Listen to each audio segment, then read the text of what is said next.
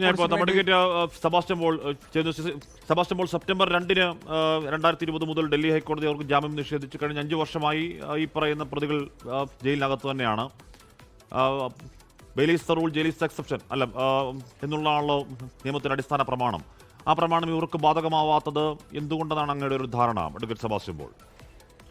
അല്ല, നിരവധിയായിട്ടുള്ള മുൻവിധികളുടെയും അബദ്ധധാരണകളുടെയും ഒക്കെ അടിസ്ഥാനത്തിലാണ് നമ്മുടെ പോലീസും ജുഡീഷ്യറിയും പ്രവർത്തിക്കുന്നത്. നമ്മുടെ ഭരണ സംവിധാനം തന്നെ അങ്ങനെയാണ്.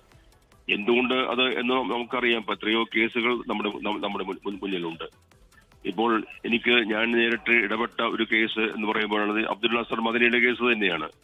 കൊല്ലം എത്രയായി, അദ്ദേഹം ഇപ്പോൾ ജാമ്യത്തിൽ പുറത്താണ് അല്ലെങ്കിൽ ആശുപത്രിയിലാണ് എന്നത് ഇപ്പോഴത്തെ അവസ്ഥയാണ്. പക്ഷേ 2010 15 കൊല്ലം അങ്ങനെയാണോ?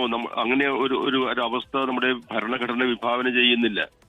Jail is exception, bail is the rule എന്നൊക്കെ കോടതി പറഞ്ഞിട്ടുള്ളത് അത് വളരെ ഉദാത്തമായ ഒരു ജനാധിപത്യ ഭരണഘടനാപരമായ തത്വം രാഷ്ട്രത്തെ പഠിപ്പിക്കുന്നതിന് വേണ്ടിയാണ്.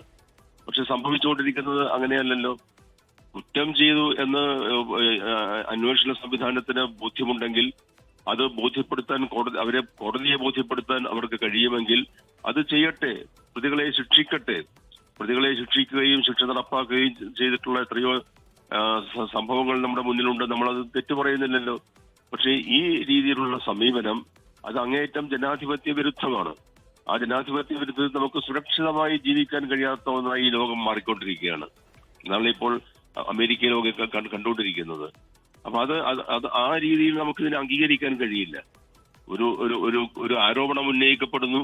ആ കുറ്റാരോപിതനാകുന്ന വ്യക്തി അനിശ്ചിതകാലം തടവിൽ കഴിയുകയാണ്. ജീവപര്യന്തം തടവ് എന്ന് കേട്ടിട്ടുണ്ട്. പക്ഷെ ഇത് ജീവപര്യന്തം തടവുമല്ല, ഒന്നുമല്ലാത്തൊരവസ്ഥയിൽ കഴിയുന്നു. അതുകൊണ്ട് നമുക്ക് വല്ലാത്ത ആശങ്ക ഉളവാക്കുന്ന രീതിയിലുള്ള സമീപനമാണ് ഇന്നിപ്പോൾ ഈ കേസിൽ കോടതി സ്വീകരിച്ചിരിക്കുന്നത്. ലോകത്തെവിടെയായാലും ഏത് സമയത്തും 24 വാർത്തകളും ഓഗ്മെന്റഡ് റിയാലിറ്റി പാക്കേജുകളും എക്സ്പ്ലെയിനറുകളും വിശദമായി കാണാൻ ഞങ്ങളുടെ യൂട്യൂബ് ചാനൽ നിങ്ങൾക്ക് സബ്സ്ക്രൈബ് ചെയ്യാം.